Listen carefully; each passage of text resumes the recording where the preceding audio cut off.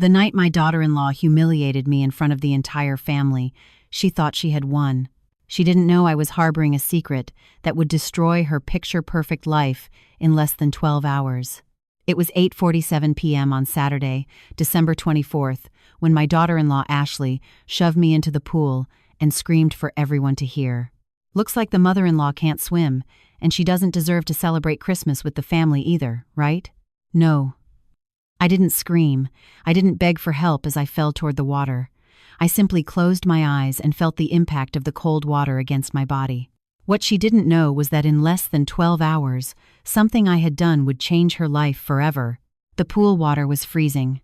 I felt it soaking my white linen dress, the one I had ironed with such care that very afternoon. The chlorine burned my eyes.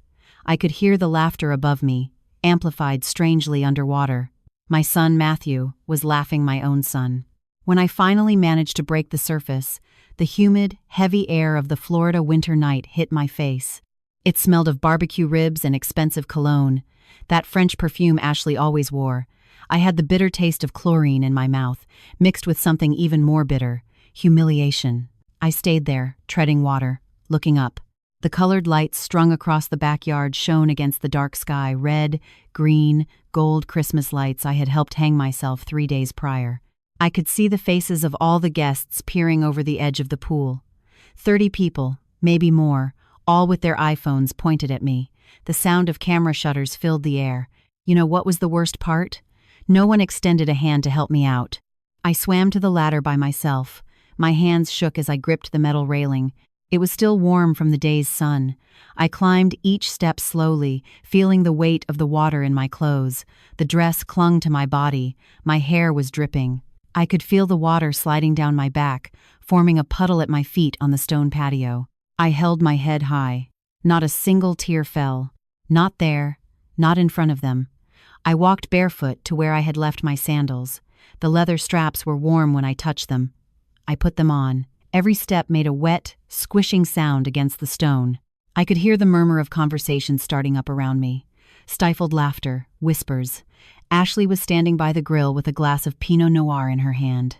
She was wearing a red silk dress, the kind that cost more than I used to make in 3 months, back when I was working. Her laugh was loud, forced. Matthew was by her side with his arm around her waist. My son. My only son. I walked past them without saying a word. I picked up my purse from the patio table. It was a simple cloth bag, hand-woven by my mother 30 years ago. Inside was my phone, my keys, and a white envelope I had brought with me that night. Ashley looked at me. Her green eyes shone with something that looked like triumph. "Linda, it was just a prank. Don't be dramatic. We'll talk about it later." I walked toward the exit. The backyard was large, typical of these wealthy gated communities. There were potted flowers everywhere, roses, jasmine. I could smell their scent mixed with the smoke from the grill. My feet left wet footprints on the stone path. "Mom," it was Matthew's voice. I stopped. I didn't turn around. "Come back." Ashley was just playing around. I took a deep breath. The humid night air filled my lungs. I turned slowly. "Son, in 12 hours, you're going to wish I had been the only person humiliated tonight." I saw his expression change. Confusion, then something resembling concern. "What do you mean?" I smiled, a calm smile. "Merry Christmas, Matthew." And I left. The wrought iron gate made a loud clang when I closed it behind me.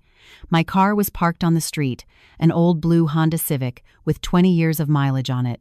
What he didn't know then was that this car had been a witness to many things, many conversations, many secrets. I sat in the driver's seat. The fabric was cold, despite the heat. I closed the door. And only then, when no one could see me, did I allow myself to break. The tears fell hot against my cheeks, sobs coming from somewhere deep in my chest. I hit the steering wheel once, twice. The sound echoed in the closed space of the car. But before I continue with this story, I need you to do something.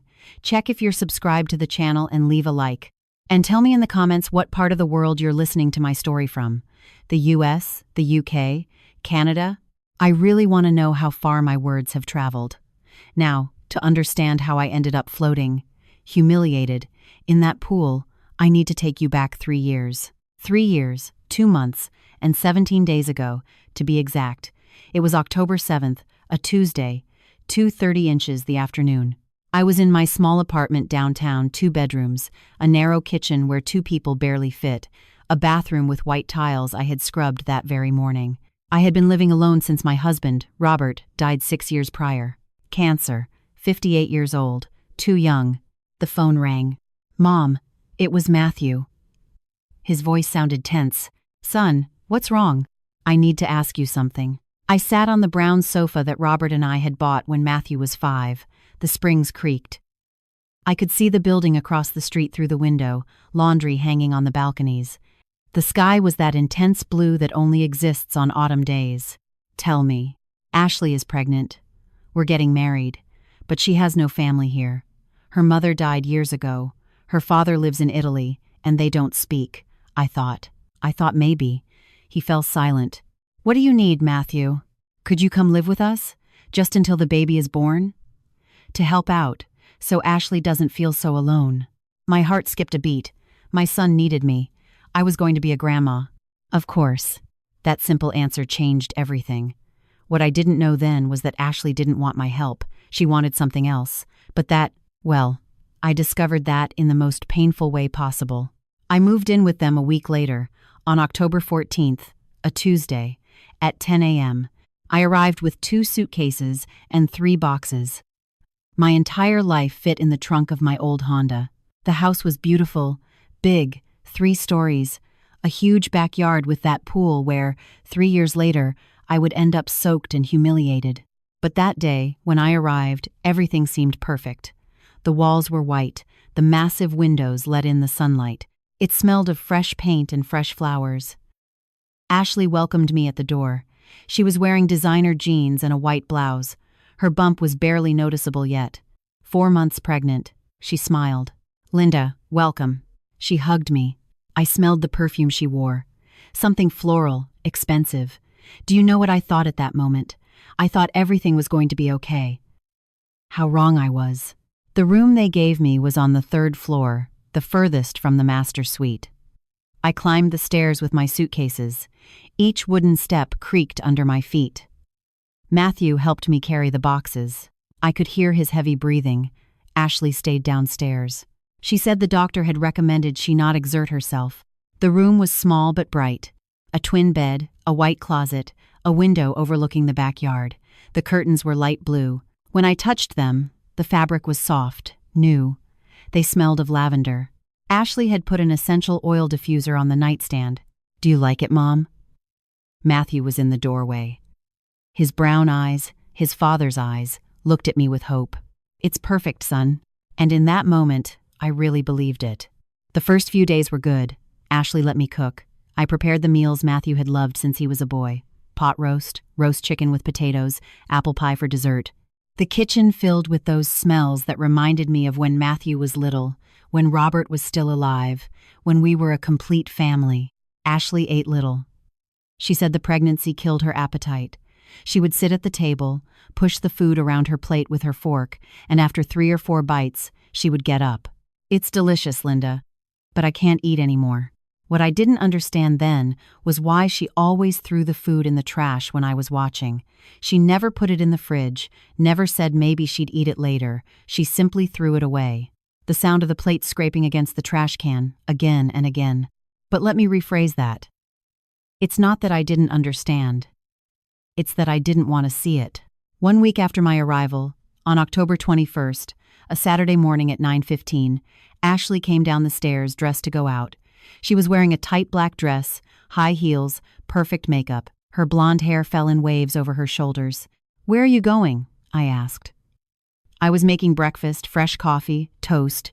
The smell of toasted bread filled the kitchen. "To have lunch with some friends." "Lunch?" "But it's 9 inches the morning." She laughed. A short, cold sound. "First we're going shopping, then lunch. I'll be back late." She looked at the toast I was buttering. "Don't wait up for me to eat." The door closed behind her. The sound echoed through the empty house. I stood there in the kitchen with the toast in my hand. Matthew had left early that morning. "Work," he said. He wouldn't be back until after 6. The house was silent. A heavy silence.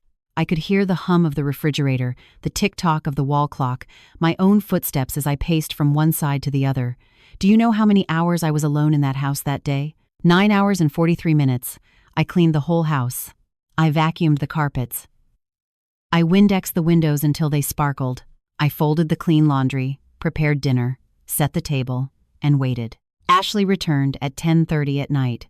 She was carrying bags from expensive stores, Prada, Gucci, Louis Vuitton, the sound of crinkling paper when she dropped them onto the living room sofa. "Hi, Linda. Still awake?" She was smiling, but it was a strange smile. Her eyes weren't smiling. "I made dinner. Do you want me to heat something up?"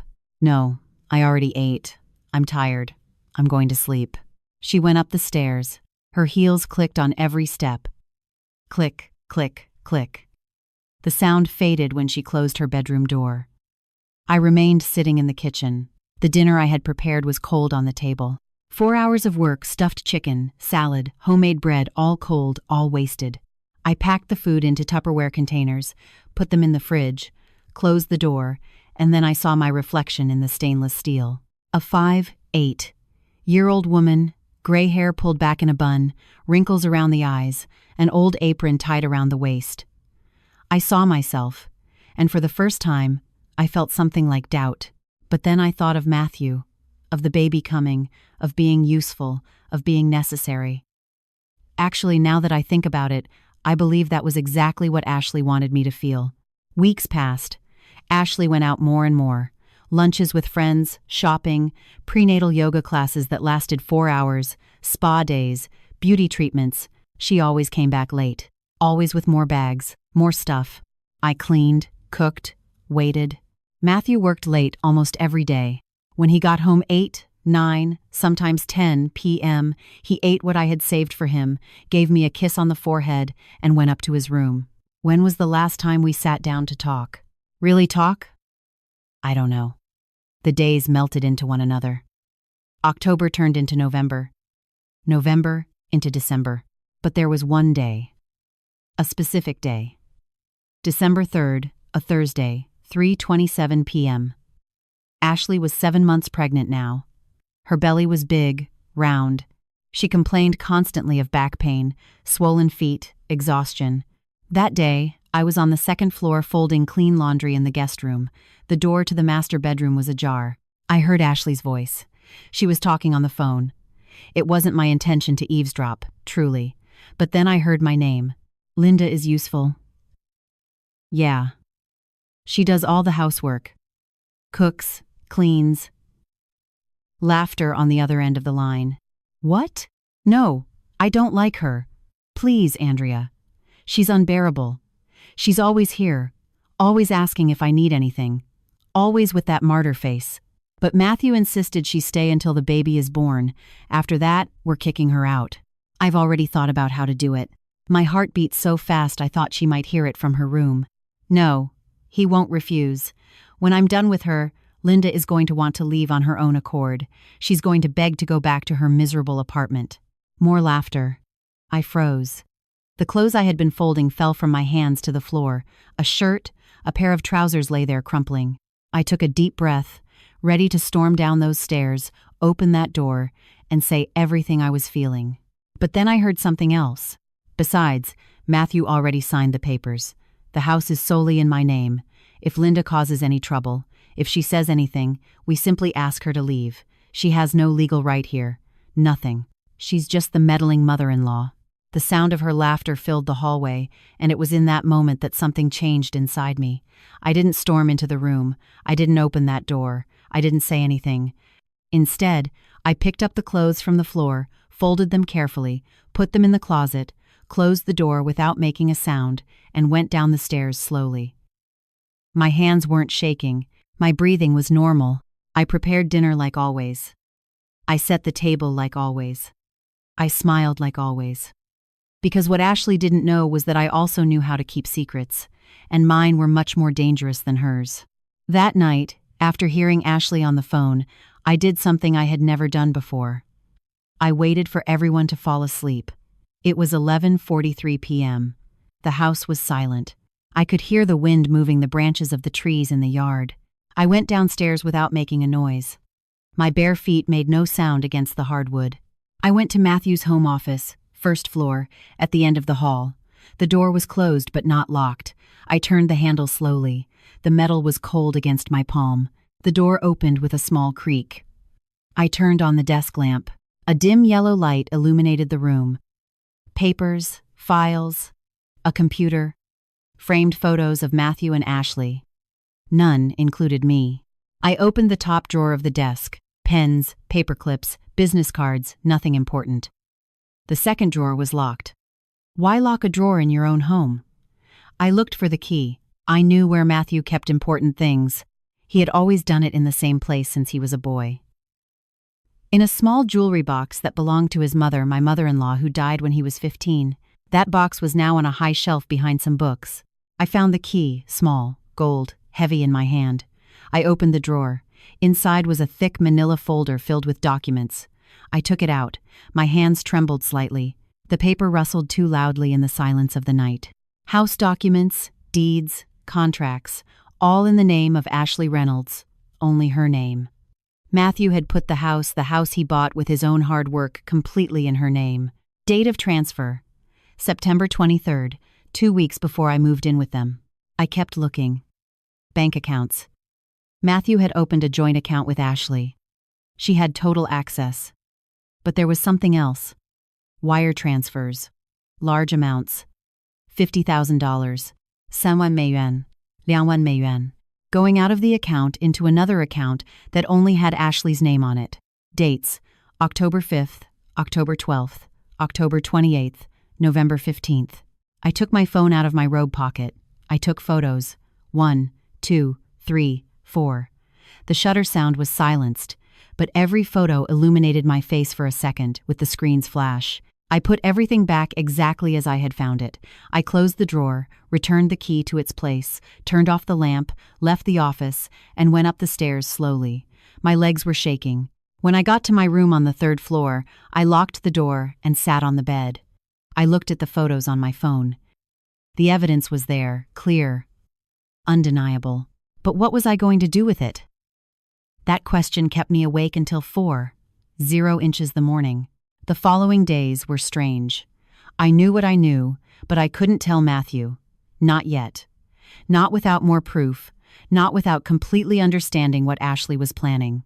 So I did what she expected me to do. I cleaned, I cooked, I smiled. I was the perfect mother-in-law, the free maid, as she had called me. But now, when I saw her, when I heard her voice, when I saw her spending my son's money on purses that cost more than the monthly rent of my old apartment, I knew. And that knowledge was like a shard of glass in my throat. On December 15th, a Tuesday, at 5 p.m., something changed again. Ashley was sitting in the living room, 8 months pregnant now. Her belly was huge. She complained about everything: the heat, the sofa being too hard, the light being too bright. I was in the kitchen making dinner. Roast chicken. The smell filled the entire ground floor. I heard someone knock on the door. Ashley didn't move. "Linda, can you get that?" "Of course." The maid gets the door. I wiped my hands on my apron and went to open it.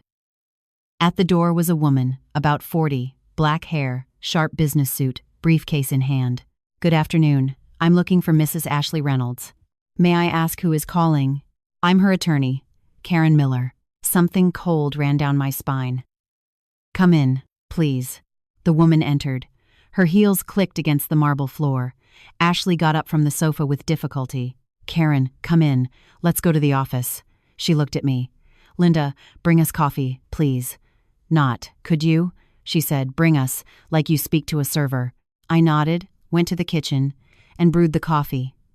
My hands shook as I poured the hot water. Why did Ashley need a lawyer? I put the cups on a tray: sugar, cream, white cloth napkins. I walked toward the office. The door was ajar, and then I heard, "I want the papers ready for January. As soon as the baby is born, I want Linda to sign a document renouncing any rights to her grandson." The lawyer's voice. "That isn't legally binding. A grandmother has rights, especially if—" "I don't care. I want her to sign it. And if she doesn't sign, I want to know how I can prevent her from seeing the baby." "Well, unless there is a restraining order, Technically she could. Then I'll get a restraining order. I'll say she's a threat, that she's mentally unstable, whatever is necessary. My breath caught. The tray with the coffee wobbled in my hands. One cup clinked against another. Also, I want you to review Matthew's will. If something happens to him, I want to make sure she gets nothing. Not the house, not money, not custody of the child, nothing. Ashley, what you're asking is what I need. Can you do it or not? A silence. I can draft the documents, but I need Matthew to sign the will voluntarily. He'll sign whatever I tell him to sign. Ashley's laughter filled the hallway. And I, Linda, 58 years old, a mother who had sacrificed everything for her son, stood there with a tray of coffee, trembling, feeling my world collapse. I knocked on the door, 3 soft raps. Come in. I entered, placed the tray on the desk. My movements were mechanical. Ashley didn't even look at me. She was reviewing some papers the lawyer had given her. Thanks, Linda. You can go. You can go. As if I were a dog that had performed its trick, I left, closed the door, and walked to the kitchen. The chicken in the oven was ready. The timer was beeping a constant, irritating beep. I turned off the oven, took out the chicken. It was golden, perfect, put it on the table, and then, only then, when I was completely alone in that kitchen, did I let the tears fall. But here is what I need you to understand. Sometimes we trust too much in those who don't deserve it. Have you also been disappointed by someone you love deeply? Someone you would have given everything for? Who repaid you with betrayal? Share your story in the comments. I want to read it and know I'm not alone in this. Because what happened after that day, after knowing Ashley wanted to erase me completely from my grandson's life, from my son's life, was what forced me to make a decision. A decision that 3 months later, on that Christmas night by the pool, would change everything. There were only 3 months and 9 days left until Ashley pushed me into the water. But before we get there, I have to tell you about the baby's birth. Because it was that day that I understood exactly who Ashley was and what she was capable of doing. The baby was born on January 8th, a Friday, at 4:17 inches the morning. I was asleep when I heard Ashley's screams. I woke up with a start. My heart was pounding. I ran downstairs. My feet stumbled on the last step. I grabbed the banister just in time. Matthew was helping Ashley down. Her face was twisted in pain. She was wearing a white silk robe. Even in labor, Ashley looked perfect. Mom, call the hospital. Tell them we're on our way. I grabbed the phone. My hands shook as I dialed. A nurse answered. I gave her all the information. Ashley Reynolds, 32 years old, first baby. Contractions every 4 minutes. I'm coming with you, I said when I hung up. Ashley looked at me. Her green eyes shone in a strange way. Pain, but also something else. What do you mean, no? I'm the grandma. I want to be there when my grandson is born. I said, no, Linda. I only want Matthew with me. Matthew was looking for the car keys. He wouldn't look at me. Son, please. Mom, respect her decision. We'll talk later. The door closed. The sound of the engine, the car lights disappearing into the darkness of the early morning. I stood there in the empty living room at 4:30 a.m. The house in complete silence. The wall clock marking every second. Tick-tock, tick-tock. I sat on the sofa, the same sofa Ashley complained about every day. The fabric was soft, expensive. It probably cost more than all the furniture in my old apartment combined. I waited. Do you know how long I waited for news? 7 hours and 32 minutes. Matthew finally called at 11:49 a.m. Mom, it's a boy. His name is Jackson. Ashley is fine. They're both fine. My heart filled with something warm. My grandson Jackson. When can I come meet him? Ashley wants to rest today. Come tomorrow afternoon. But Matthew. Tomorrow? Mom, please. And he hung up. Tomorrow. I had to wait until tomorrow to meet my own grandson. That night I didn't sleep. I tossed and turned in bed. The sheets were cold, the pillow too hard. I could hear every sound in the house, the wood creaking, the wind outside, my own breathing. I thought of Robert, of how he would have been a grandfather, how he would have taken the baby in his arms with that smile of his, how he would have cried with happiness. He wasn't here to see this, and I, who was here, wasn't allowed to be present. The next day, Saturday, January 9th, at 3 p.m. exactly, I drove to the hospital. I had bought clothes for the baby, 2 outfits, nothing expensive. I didn't have much money, but they were soft cotton, white with blue details. I had washed and folded them with care. I also brought flowers, white roses. I had bought them at a supermarket on the way. The sweet smell filled my car. When I arrived at the hospital, the air conditioning hit my face. It smelled of disinfectant, hospital food, that particular smell that all hospitals in the world have. Room 304, 3rd floor. I took the elevator, my legs shaking. I was wearing a simple olive green dress, the same one I had worn to my nephew's baptism 5 years ago, and brown leather sandals I had bought on clearance. I knocked on the door. No one answered. I opened it slowly. The room was large, private, expensive. Surely Matthew had paid for the best room in the hospital. There were flowers everywhere, red roses, orchids, lilies, huge arrangements with congratulatory cards. Ashley was in the bed, wearing a pink silk nightgown. Her hair was done. She had makeup on. Who wears makeup after giving birth? Matthew was sitting next to her. In his arms, wrapped in a blue blanket, was Jackson, my grandson. "Hello," I said quietly. Matthew looked up, smiled. "Mom, come in." I walked toward them, placed the flowers on a table already full of other arrangements. Mine looked small, simple, cheap next to the others. "Can I hold him?" Ashley spoke before Matthew could. He just fell asleep. Better not disturb him. "Just a moment, please." I looked at Matthew. He looked at Ashley. She sighed.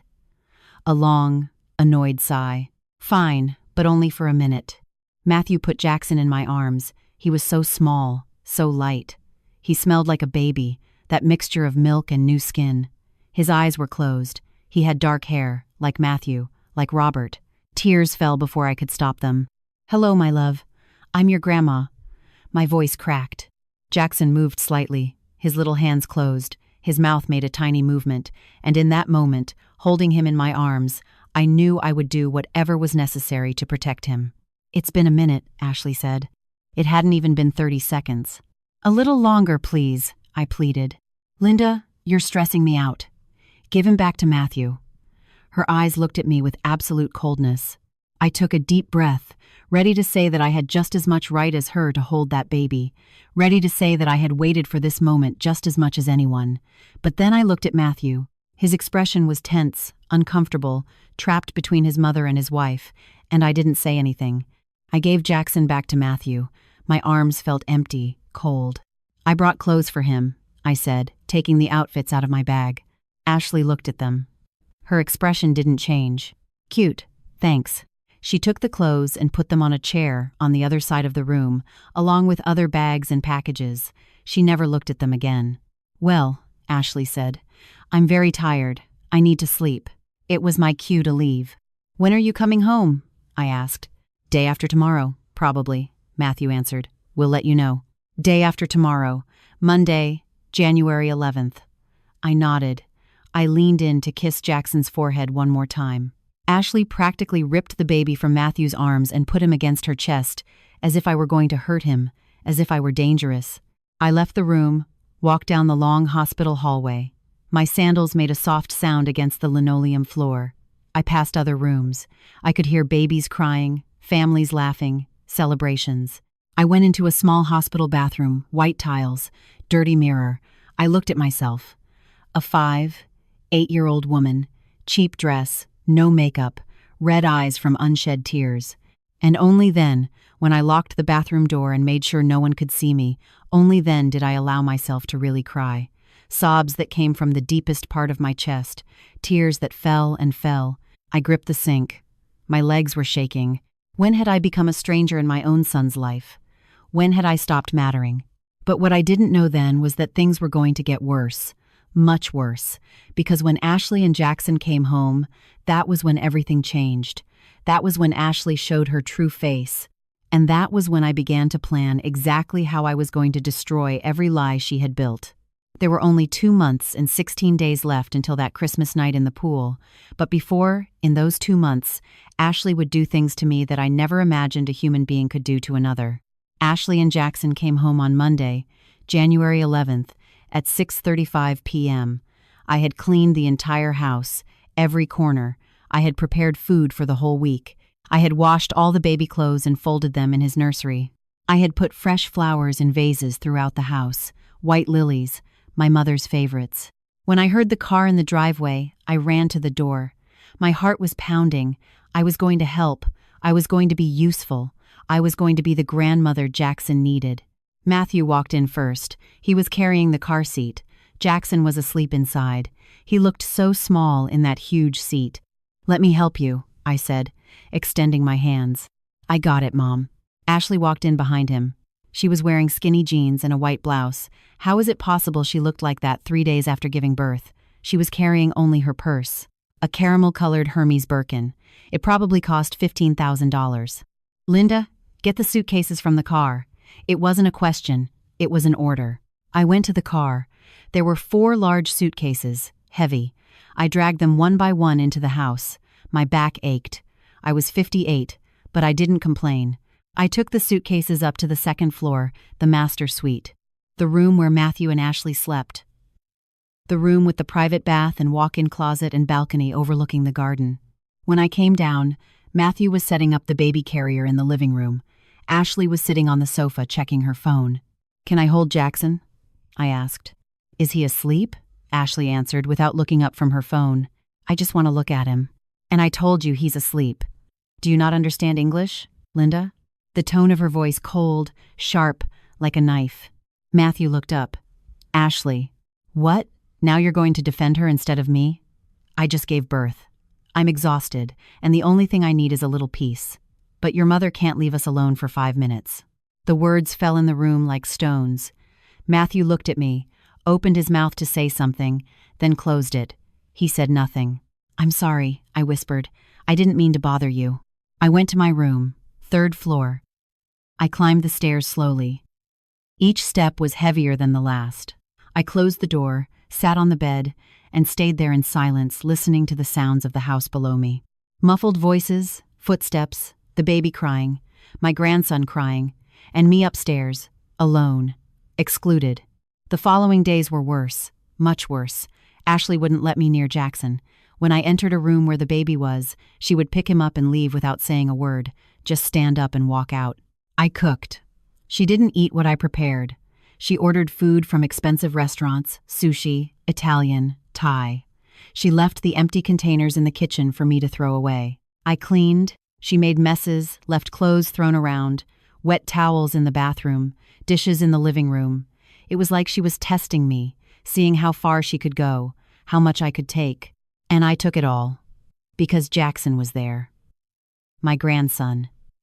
And I wasn't going to leave. I wasn't going to abandon them. But then came January 28th, a Wednesday, at 2:17 p.m. Ashley had gone out. She said she had a doctor's appointment. Matthew was at work. I was alone in the house with Jackson. He was in his crib on the 2nd floor. I was folding laundry in the guest room next door. I could hear him on the baby monitor. Suddenly, he started to cry. I waited. I thought maybe he would settle down on his own. But the crying increased. Louder. More desperate. I went to his room. I entered slowly. The room smelled of baby powder, that particular sweetness of newborns. "Hello, my love," I whispered. Jackson was red from crying so much. His little hands were flailing, his mouth open, eyes squeezed shut. I picked him up carefully, held him against my chest, started to rock him slowly. Back and forth. Back and forth. "Shh, shh, shh. I'm here. Grandma is here." I sang softly. A song I used to sing to Matthew when he was a baby. A song my mother sang to me. Jackson started to calm down. His crying turned into little hiccups. Then, silence. His eyes opened, dark, looking at me. And he smiled. My grandson smiled at me. It was a reflex. 3-week-old babies don't really smile. But for me, it was real. It was the most beautiful smile I had seen in years. Tears rolled down my cheeks. "I love you so much," I whispered to him. "So much, my love." And then I heard the voice behind me. "What are you doing?" I turned around. Ashley was in the doorway. I hadn't heard her come in. Her eyes were fixed on Jackson in my arms. He was crying. I just calmed him down. "I told you not to hold him without my permission." She walked over. She ripped Jackson from my arms. The movement was rough. Jackson started crying again. Ashley, please, just leave the room. I was only helping. Helping? The only thing you do is get in the way. The only thing you do is meddle where you aren't wanted. Her voice was rising in volume. Jackson cried harder. Lower your voice. You're scaring the baby. Ashley laughed. A cold, humorless laugh. You're telling me how to take care of my son? You? The one who raised a man so weak he can't even defend his own wife? Her words hit me like punches. Don't speak about Matthew like that. I'll speak however I please. This is my house, my family, my life. You're just the old woman who lives upstairs because my husband is too soft to kick you out. I stood there, looking at her. Her face twisted with anger, or maybe it wasn't anger. Maybe it was pleasure. Pleasure in hurting me. I took a deep breath, ready to scream at her, ready to tell her everything I knew, everything I had discovered, the money, the papers, the lawyer, the plans. But then I looked at Jackson crying in her arms, helpless, needy, and I said nothing. I left the room, closed the door carefully behind me, walked to the hallway bathroom, locked the door, turned on the faucet to drown out the sound, and screamed. A silent scream, mouth open but no sound, hands gripping the sink, fingernails scraping the ceramic. Then I washed my face with cold water. The water ran down my face, mixing with the tears. I couldn't distinguish which was which. I looked at myself in the mirror, water dripping from my chin, red eyes, defeated expression. But here is what I need you to understand. While I tell you all this, I wonder where you are listening from. New York, Chicago, Los Angeles, Dallas? Write the name of your city in the comments. I would love to know how far my words reach, to know I'm not alone in this pain. That night, when Matthew got home from work at 9:15, Ashley told him her version of what happened. I was in the kitchen. I could hear them in the living room. Your mother grabbed Jackson without my permission. I told her 1,000 times not to, but she doesn't respect me. She doesn't respect my rules. She doesn't respect that I am the mother. Matthew's voice, tired. Mom just wants to help. Help? Matthew, I need you to understand something. I can't have someone in my house who doesn't respect my boundaries. I can't raise my son in an environment like this. A silence. What are you saying? I'm saying your mother has to go. My heart stopped. Ashley, I can't. You can't what? Choose between your wife and son and your mother? Because that is exactly what I'm asking you. Her or us. Another silence. Longer, heavier. And then Matthew said something that changed everything. I'll ask her to leave. I'll give her a week to find a place. The words floated from the living room to the kitchen where I was. They passed down the hallway, climbed up the walls, dug into my chest like shards of glass. My own son, my only son, choosing her over me. But what they didn't know, what Ashley couldn't have imagined, was that I had been waiting for this moment. Because that same afternoon, before Ashley returned, before all the drama, I had found something else. Something that changed everything. There were only 11 months and 26 days left until that Christmas night in the pool, and in those months, I was going to gather every piece of evidence, every lie, every secret, because what Ashley had planned for me, I was going to turn into her own destruction. That afternoon, before everything exploded, something important had happened. At 11:23 a.m., Ashley had gone out, supposedly to the doctor. I was cleaning the second floor. I vacuumed the hallway carpet, cleaned the guest bathroom, and then went into the master bedroom to change the sheets. The bed was unmade, the silk sheets tangled. It smelled of Ashley's expensive perfume. I started stripping the bed, lifted the pillows, and underneath one of them, I found a phone. It wasn't Ashley's main phone. She always carried the latest iPhone. This was different, an old Android, with a simple black case. My heart started beating faster. Why would someone have a second phone hidden under their pillow? I picked it up. The screen lit up. No passcode. It opened directly. There was only one messaging app, and conversations. Many conversations. I opened the first one with a contact saved as M. The messages made me feel like the floor was disappearing beneath my feet. I miss you. When can we see each other? Ashley, this has to stop. You're married. You have a baby. My marriage is just for convenience. I told you. Matthew has money. That's all I need from him. But I love you. You know that. I don't know. This feels wrong. Meet me Thursday at the hotel. Same place. Room 512. Date of message, January 15th, 1 week after giving birth. I kept reading. Message after message. Meetups in hotels. Words of love. Promises. Ashley telling this man, this M, that soon she would have all of Matthew's money, that the baby was her insurance, that once she had what she needed, she would divorce him. My hands shook so much I almost dropped the phone. I took out my own phone, took photos of every conversation, every message. My thumb moved fast across the screen. Click, click, click. 50 photos, 100, all the evidence. I put the phone back, exactly where I found it, under the right side pillow. I finished making the bed. My movements were automatic, mechanical, and that was when Ashley arrived, when she came up and found me with Jackson, when she exploded. But now I knew the truth. Ashley didn't just want me out of the house. She didn't just want to keep me away from my grandson. She was destroying my son from the inside out, stealing his money, cheating on him, using his own child as a tool to get what she wanted. And I had the proof. That night, after hearing Matthew say he would ask me to leave, I went up to my room at 10:47 p.m. I sat on the bed, took out my phone, looked at all the photos I had taken, the photos of the bank documents, the wire transfers, the house deeds, and now the messages. The infidelity, the plans. I had everything. Do you know what I felt first? It wasn't victory. It wasn't relief. It was sadness. A deep, dark sadness. Because I knew that when I showed this to Matthew, his world would crumble. My son, who believed he was building a family, would discover it was all a lie. But I had to do it. For him, for Jackson, for me. Just, not immediately. Not yet. Because if I showed him the proof right then, Ashley could deny it. She could say I had fabricated it all. She could cry, manipulate, do whatever was necessary to maintain control. No, I needed the perfect moment, the moment where she couldn't escape, where everyone would see who she really was. And that moment would arrive in exactly 11 months and 26 days, at Christmas. The next day, January 29th, a Thursday, at 8 a.m., Matthew knocked on my bedroom door. "Mom, can we talk?" I opened the door. My son was there, dark circles under his eyes, looking exhausted. When was the last time he slept well? "Of course, son. Come in." He sat on the edge of my bed, hands between his knees. He wouldn't look me in the eye. "Mom, Ashley is very stressed. The baby, the hormones, everything. And she feels that your presence here makes her more tense." Every word cost him. "Are you asking me to leave?" Silence. Just temporarily. Until things calm down. Maybe a few months.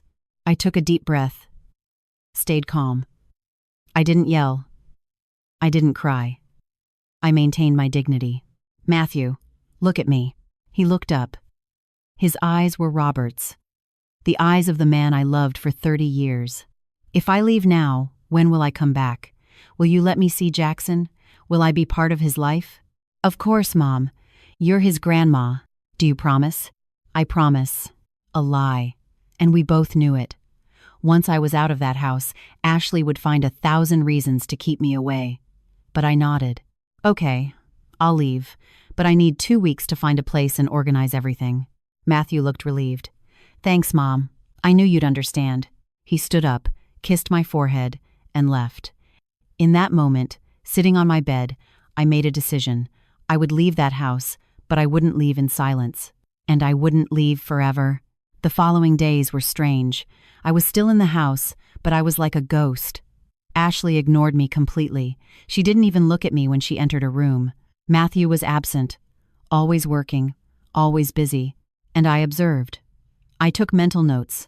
I saw how Ashley went out 3 times a week, always Tuesdays, Thursdays, and Saturdays. Always from 2 to 6 p.m. Always coming back with shopping bags as an alibi. But I knew where she really went. On February 3rd, a Tuesday, I followed her. I waited for her to leave at 2:10 p.m. Her black Mercedes, license plate AXD 432. I followed her in my old blue Honda. I stayed 3 cars back, like in the movies. She drove for 20 minutes, left our gated community, crossed downtown, and arrived at a hotel. The Grand Lux. 5 stars. She entered the underground parking. I parked on the street. I waited 5 minutes. 10. 15. I entered the hotel lobby. Marble everywhere, crystal chandeliers, thick carpets that muffled every step. It smelled of expensive perfume and money. I sat on a sofa in the lobby behind a newspaper I grabbed from a table. I waited, and then I saw him. A tall man, maybe 40 years old, dark hair, expensive suit. He came out of the elevator, walked toward the exit. 3 minutes later, Ashley came out. Hair messy, lips freshly reapplied with red lipstick, a smile on her face. I took photos with my phone discreetly. Of him leaving, of her leaving, of the hotel name, of everything. More evidence. Actually, let me rephrase that. It wasn't just evidence. It was ammunition. On February 12th, I moved out of the house. A Wednesday at 9 a.m. Matthew helped me carry my things, the same 2 suitcases and 3 boxes I had arrived with. My entire life fit in the trunk of my car again. I found a small apartment, a studio in an old building on the other side of town. $900 a month, all I could afford with my Social Security. 1 room, a bathroom, a kitchenette. Thin walls. I could hear the neighbors fighting, dogs barking, cars passing on the street. But it was mine. "Will you be okay, Mom?" Matthew asked as he put the last box on the floor. "I'll be fine, son. I'll call you. I'll send you photos of Jackson. You can come visit." Another lie. We both knew it. "Sure, son." He hugged me. He smelled of the cologne I gave him for his last birthday. My boy, who was no longer a boy, who had grown up and become a man who chose the wrong woman over his own mother. "I love you, Mom. And I love you, Matthew. More than you will ever know." He left. I heard his footsteps going down the stairs. The sound of the building door closing. I stood there in my new apartment, surrounded by boxes, in complete silence. And I smiled, because they thought they had won. They thought they had removed me. They thought they had defeated me.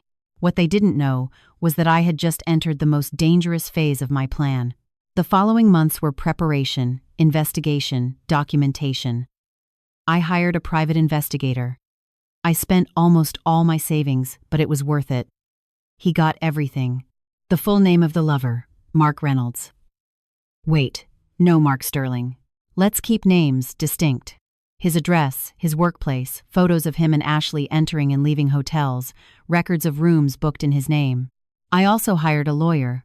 He told me exactly what documents I needed, how to present the case, what a grandmother's rights were, how to protect Jackson. And I waited. Months passed. February, March, April, May, June, July, August, September, October, November. Matthew called me once a week. Short, uncomfortable conversations. He sent me photos of Jackson. Each photo was like a knife in my heart. My grandson growing up without me. Ashley never called me. Not once. I knew she thought she had won, that she had successfully eliminated me from their lives. But what she didn't know was that every day that passed, I became stronger, more prepared, more determined. And then December arrived. And with it, the invitation. On December 18th, a Friday, at 3:42 p.m., Matthew called me. "Mom, Ashley and I are organizing a Christmas party on the 24th at the house, with friends and family," Ashley says. "It would be nice if you came. For Jackson." My heart skipped a beat. "Are you sure?" "Yes." "Come, please." It was a trap. I knew it. Ashley was planning something. "I'll be there, son." There were only 6 days left until that night in the pool, 6 days for everything to change forever. The night of December 24th arrived. 7 p.m. I drove toward the house that had once been my home. My old blue Honda looked out of place among the Mercedes and BMWs parked on the street. I had put on my best dress, that white linen dress I had ironed with such care, the brown leather sandals, a simple pearl necklace Robert gave me for our 20th anniversary. I had put on light makeup, mascara, a little blush, pale pink lipstick. I wanted to look dignified, presentable, even though inside I felt like I was crumbling. I rang the doorbell. I could hear music inside, laughter, voices, the sound of a party in full swing. Matthew opened the door. He smiled when he saw me. "Mom, you're late." "Traffic." I lied. The truth was I had been sitting in my car for 20 minutes, gathering courage, touching the white envelope I carried in my purse, the envelope that contained copies of everything. Every document, every photo, every proof. I entered. The house was full of people. 30 people, maybe more. Everyone dressed elegantly. Expensive clothes, shining jewelry, glasses of champagne in their hands. The Christmas lights I had helped hang the previous year shone everywhere. Red, green, gold. The Christmas tree in the corner of the living room was huge, decorated with gold ornaments and red velvet ribbons. It smelled of food, turkey, ham, freshly baked bread, and of Ashley's perfume. That French perfume that permeated every corner of the house. "Linda. So glad you could make it." Ashley appeared at my side. She was wearing a red silk dress, tight, expensive. Her blonde hair fell in perfect waves, perfect makeup, perfect smile. Everything about her screamed success and control. She kissed me on both cheeks, the empty gesture of someone complying with social appearances. "Thanks for inviting me," I said. "Family is important, especially at Christmas, right?" Her green eyes looked at me with something resembling amusement, as if this were a game, as if I were a chess piece she had planned how to eliminate. "Where is Jackson?" I asked. "Sleeping upstairs. You can see him later. Now come, there's food outside by the pool." She took me by the arm. Her nails, perfectly painted red, dug slightly into my skin. She guided me through the house.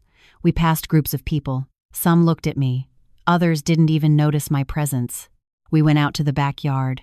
There was the pool, lit with underwater lights, blue glowing against the darkness of the night. Around it were tables with food, a grill with meat roasting, more colored lights strung in the trees. The air was hot, heavy, a Florida winter. I could feel the heat sticking to my skin, the linen dress adhering to my back. "Linda, come. I want to introduce you to someone." Ashley led me toward a tall man, dark hair, expensive suit. I recognized him immediately from the photos. Mark Sterling, the lover. "Mark, this is Linda, Matthew's mother." "Linda, Mark is a very close friend. He's helped us a lot with some legal matters." Mark extended his hand. I shook it. His palm was damp, uncomfortable. "Pleasure to meet you," he said. "The pleasure is mine," I replied. I looked at Ashley. She was smiling, enjoying this, introducing me to her lover in my son's house. At his Christmas party, the audacity was impressive. "I'm going to get something to drink," I said. I walked away. I could feel their eyes on my back. I walked to the drinks table. I took a glass of water. My hands were shaking slightly. I hid it by holding the glass with both hands. The next hour passed in a haze. I talked to some people, strangers, friends of Ashley. No one really knew me. No one knew who I was. Just the mother-in-law. Matthew's mother, the older woman in the simple dress. I saw Matthew. He was laughing with a group of men by the grill, a beer in hand, relaxed, happy, oblivious to everything. When was the last time I saw him so happy? And my heart broke a little more, because I knew that in a few hours, that happiness would disappear. It was 8:30 p.m. when I went up to see Jackson. No one stopped me. I climbed the stairs, the same stairs I had climbed 1,000 times when I lived there. The nursery was on the second floor. I opened the door slowly. Moonlight entered through the window. Jackson was in his crib, 11 months old now. He was no longer the newborn I had held in the hospital. He was a big baby, robust, with dark, curly hair. I approached, watched him sleep, his chest rising and falling, his little hands closed in fists. "Hello, my love," I whispered. "Grandma is here." I reached out, touched his soft, silky hair.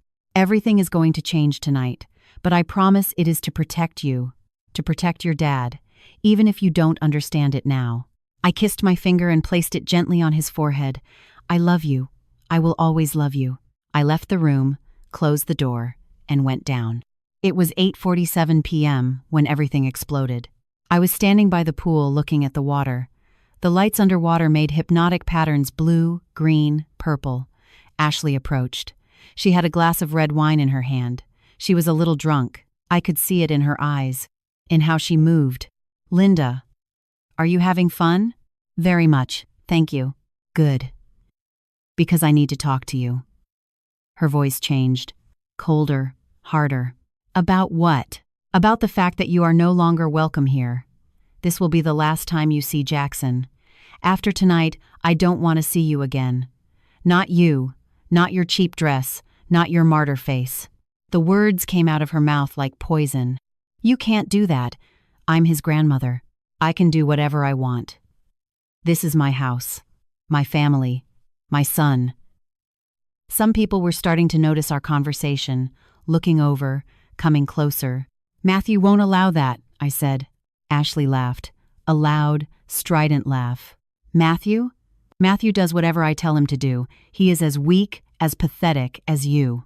Her voice rose. More people watched. You are a manipulator, I said. My voice came out louder than I intended.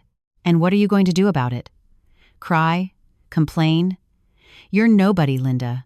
You're an old woman with no money, no power, nothing. She took a step toward me. I was at the edge of the pool. I could feel the water splashing my sandals. Ashley, get away from me. Or what? And then she did it. She shoved me.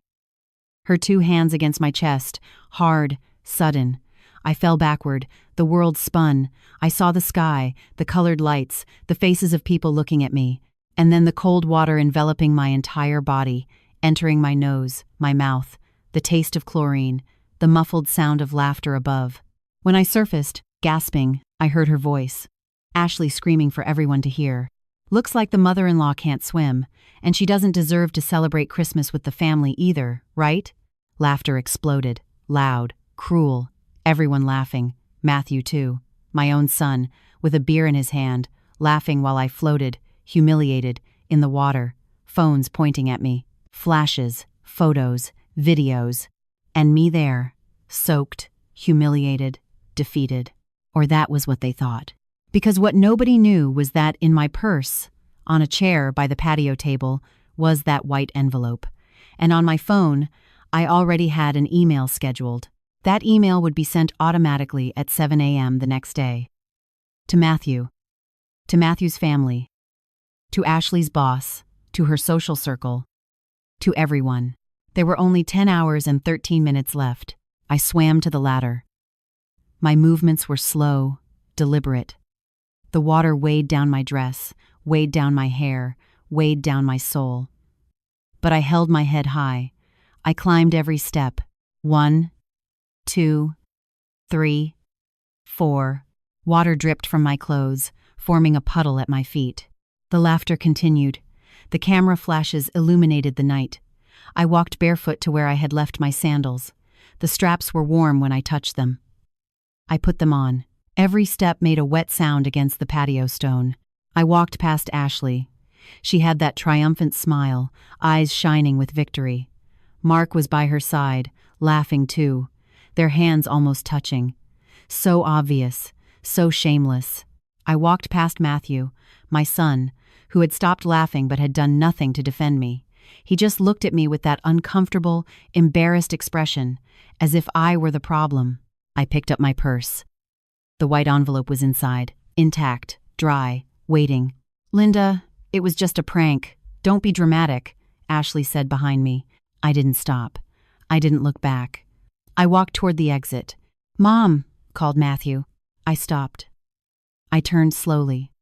Water still dripped from my dress, from my hair. I could feel the drops sliding down my back. Come back. Ashley was just playing. I looked at my son. Really looked at him. I saw the boy I had raised. The man he had become. And I saw a stranger. Son, in 12 hours, you're going to wish I had been the only person humiliated tonight. His expression changed. Confusion. Then worry. What do you mean by that? I smiled. A calm, serene smile. The smile of someone who knows exactly what is going to happen. Merry Christmas, Matthew. Merry Christmas to all. I walked to my car. The iron gate clanged when I closed it behind me. That sound echoed in the quiet night.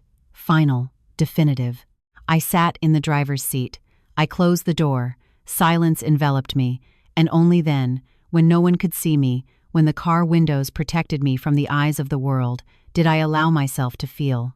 The tears fell hot against my cold cheeks, sobs coming from somewhere deep.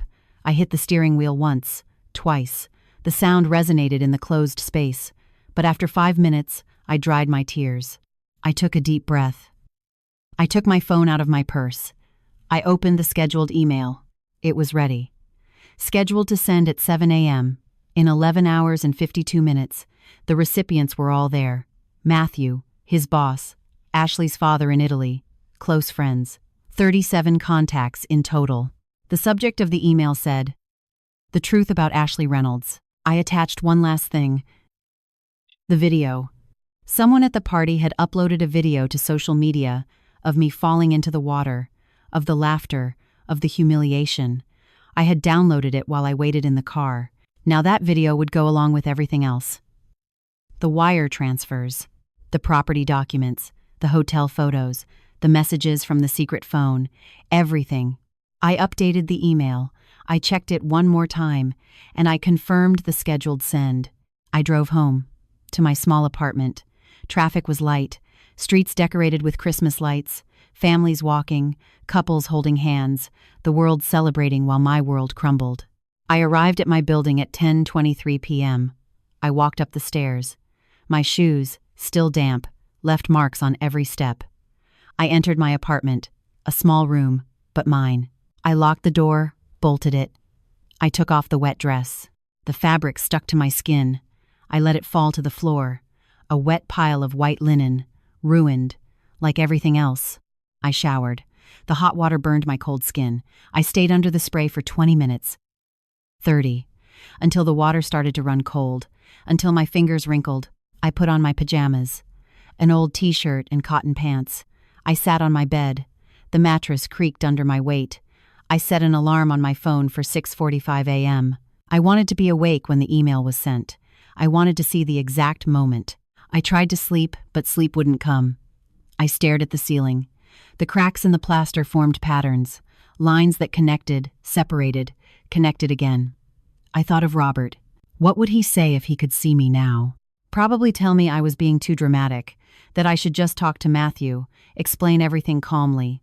But Robert hadn't met Ashley.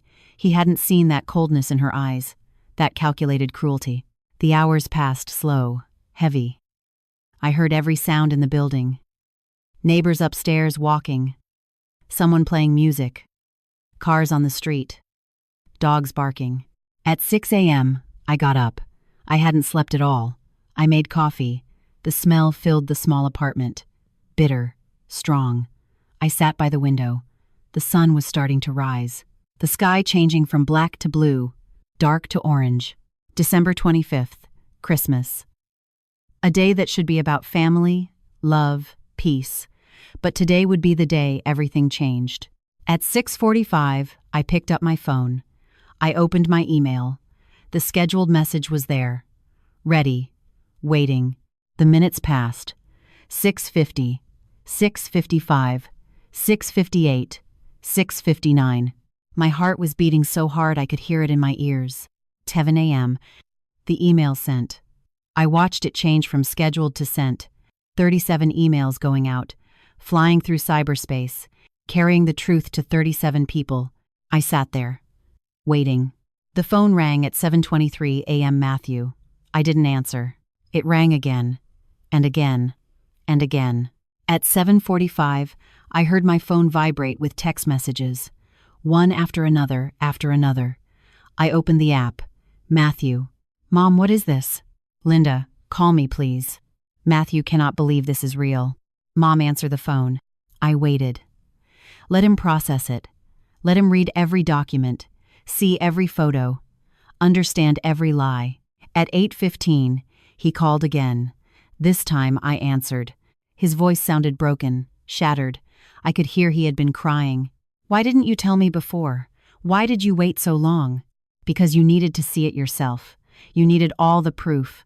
If I had told you months ago, she would have convinced you I was crazy, that I was lying. Silence on the other end, heavy breathing. It's all here. The messages, the photos, the money. I know. She cheated on me this whole time. Since before Jackson was born. I know, son. I'm so sorry. I heard a sob. My son. My boy crying. Where is she now? I asked. She left. She took some things and left. She said she'd come back with a lawyer, that she was going to take everything from me. The house, the money, Jackson. She can't. The house was in your name originally.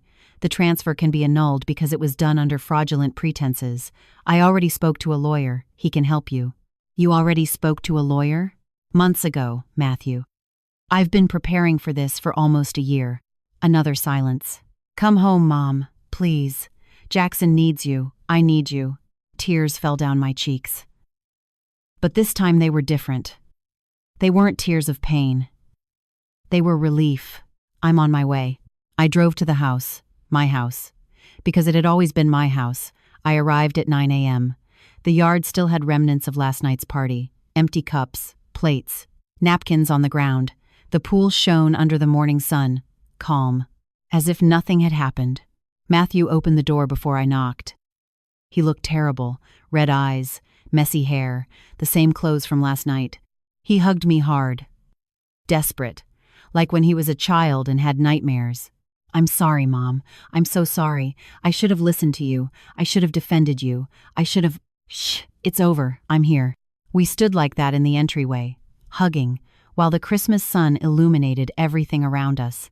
Where is Jackson? I asked. Sleeping still. He was restless all night. We went up. We entered the nursery. Jackson was awake now, standing in his crib, his little hands gripping the bars. When he saw me, he smiled. A big, real smile. Mama, he said. It wasn't my name. He was starting to talk. He probably called everything Mama. But for me, it was perfect. I picked him up, put him against my chest.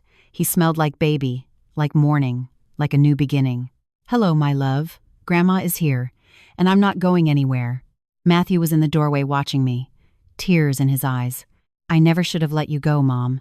No, you shouldn't have, but you did, and that is something you will have to live with. My words were hard, but necessary, because he needed to understand. He needed to know that his actions had consequences. I know, and I'll spend the rest of my life making up for it. The following days were chaotic. Ashley tried to return with a lawyer, threatening, demanding, but Matthew's lawyer had everything documented, every lie, every deception, every illegal money transfer. The money she had siphoned from the accounts had to be returned. The house went back to Matthew's name, and when she asked for custody of Jackson, the judge saw the proof. The messages with Mark, the photos, the infidelity, the plan to manipulate Matthew. They gave her shared custody, but limited. Supervised visits until she proved to be a stable mother. Ashley moved in with Mark into a small apartment. Nothing like the house she had lost. Nothing like the life she had planned. And I moved back into my room on the 3rd floor. Matthew insisted. Jackson needed me. He needed me. This time it was different. I wasn't the maid. I wasn't the tolerated mother-in-law. I was the mother, the grandmother, part of the family. But there is still something I ask myself, something that keeps me awake some nights. I still wonder if I did the right thing. I destroyed a marriage. I destroyed the mother of my grandson. I humiliated Ashley publicly the same way she humiliated me. Was it revenge, or was it justice? And you? What would you have done in my place? If someone deceived you, humiliated you, tried to erase you from the lives of the people you love, would you stay silent, or would you fight with everything you have? Write it in the comments. I really want to know what you think. Because this decision, the decision to send that email to expose every secret, changed everything forever. After that day, Matthew changed. He became stronger, more determined. He started therapy to process everything, the betrayal, the manipulation, the damage she almost did to him. Jackson grew. He is 2 years old now.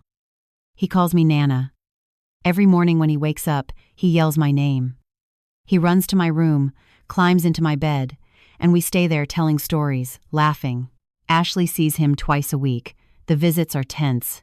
She tries to be the perfect mother during those hours. But Jackson feels the falseness. Children always feel it. 3 months ago, I ran into Ashley at the supermarket. It was accidental. I was in the cereal aisle. She appeared at the other end. We looked at each other for a long moment. Neither spoke. She looked different.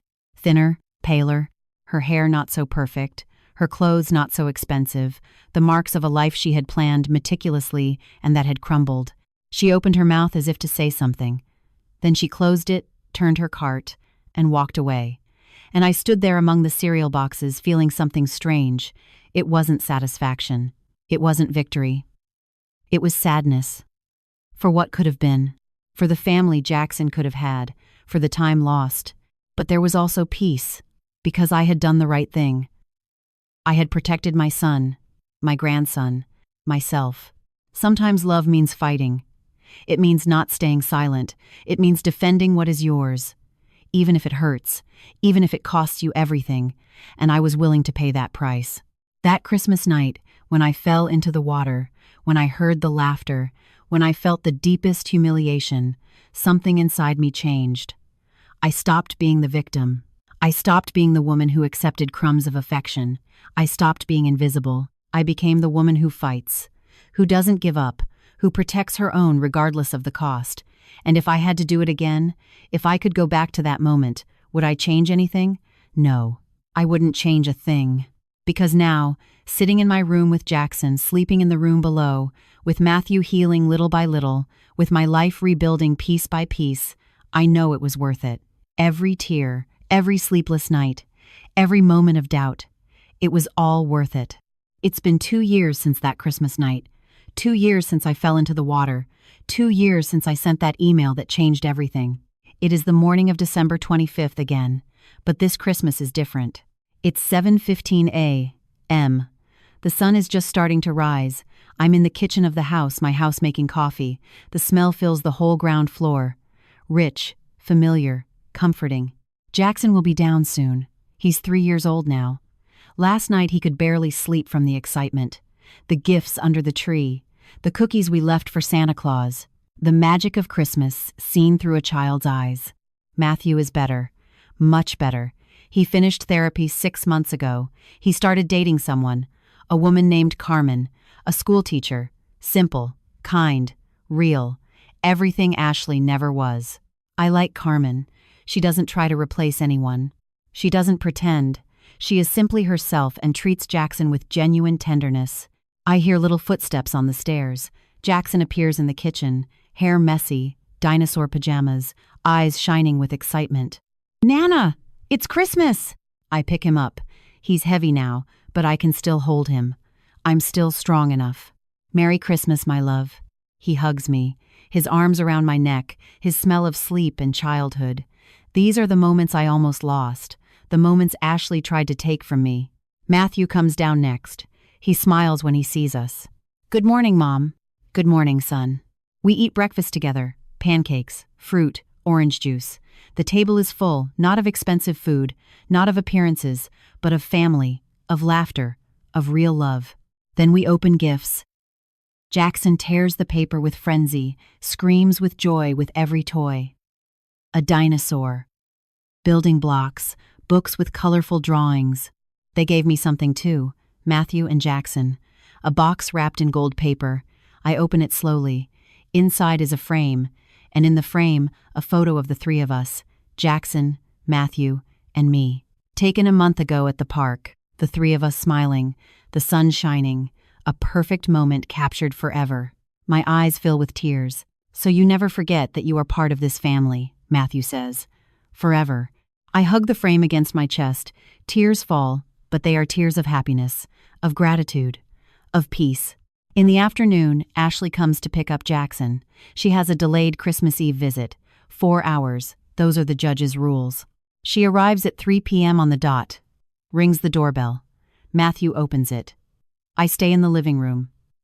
Ashley enters briefly, just to the entryway. No further inside. Never further inside. She looks tired. Her hair isn't so shiny anymore. Her clothes presentable, but not luxurious. The marks of time, of consequences, of the life she built on lies and that collapsed. "Hi, Jackson," she says with a soft voice. "Hi, Mommy." Jackson goes to her, but not with the same enthusiasm he has with me or Matthew. It's different, more cautious. Children know. They always know. Before leaving, Ashley looks at me for a second. Our eyes meet, and in that look, I see something I didn't expect to see. Defeat, but also acceptance, as if she finally understood, finally admitted she lost. Not because I won, but because she destroyed something that could have been beautiful. I say nothing. She doesn't either. There is nothing to say. Everything has already been said. Everything has already been exposed. Everything has already been resolved. They take Jackson. The door closes. Matthew sighs. It gets easier every time, he says. I know. Do you ever stop wondering if you did the right thing? I look at him. My son, my boy who became a man who had to learn the hardest lessons in the most painful way. No, I never stop wondering. But then I look at Jackson. I look at you. I look at this life we have now. And I know that if I hadn't done anything, if I had stayed silent, we would have lost so much more. He nods. Sits next to me on the sofa. Thanks, Mom. For not giving up. For fighting. For saving me from myself. Parents do whatever is necessary. Always. That night, when Jackson returns and sleeps in his bed, when Matthew retires to his room, when the house falls silent, I go out to the backyard. I walk to the pool. That pool, where everything changed. The lights are off. The water is still. Reflecting the moon. Calm, beautiful. I sit at the edge, my bare feet touching the cold water. I look at my reflection. A 60-year-old woman now. More wrinkles, grayer hair, but stronger eyes, straighter back, more solid presence. I think of that night, 2 years ago. The humiliation, the pain, the laughter, the cameras. I think of the decisions I took, the evidence I gathered, the email I sent, the life I destroyed to save my own. Was it revenge? Was it justice? Was it love? Maybe it was everything. Maybe it was none of it. Maybe it was simply what had to happen. Because life isn't like stories. There are no perfect heroes and villains. There are no completely happy endings. There are difficult decisions, consequences, scars that never fully heal. But there are also moments of grace, of redemption, of second chances. And I learned something in these 2 years. I learned that real love isn't staying silent. It isn't accepting crumbs. It isn't making everything look okay when it isn't. Real love is fighting. It is defending. It is protecting, even when it hurts. Even when it costs everything. I learned that dignity isn't standing still while you are trampled. It is holding your head high. It is waiting for the right moment. It is executing your plan with precision. I learned that forgiving doesn't mean forgetting. It means letting go of the poison, but never forgetting the lessons. And I learned that sometimes, the only way to save someone you love is to let them fall. Let them hit rock bottom so they can rise stronger. I get up from the edge of the pool. My wet feet leave footprints on the stone floor. I walk back to the house. My house. Where my family sleeps. Where my life is. Before entering, I look back one last time, toward the pool, toward that place where I fell, where I was humiliated, where everything ended, and where everything began. I smile. Not with bitterness. Not with pain. But with peace. Because I survived. Because I fought. Because I won. Not perfectly. Not without scars. But I won. And if this story teaches you anything, if these words mean anything to you, let it be this. Never let anyone make you invisible. Never accept being treated as less. And never, ever underestimate the power of a woman who has decided that enough is enough. Because when that woman rises, when that woman fights, when that woman says no more, the whole world trembles. I rose. And the world trembled. And here I am, standing, strong, complete. Merry Christmas to all who fight, to all who resist, to all who refuse to be invisible. This is my story, and now it is also yours.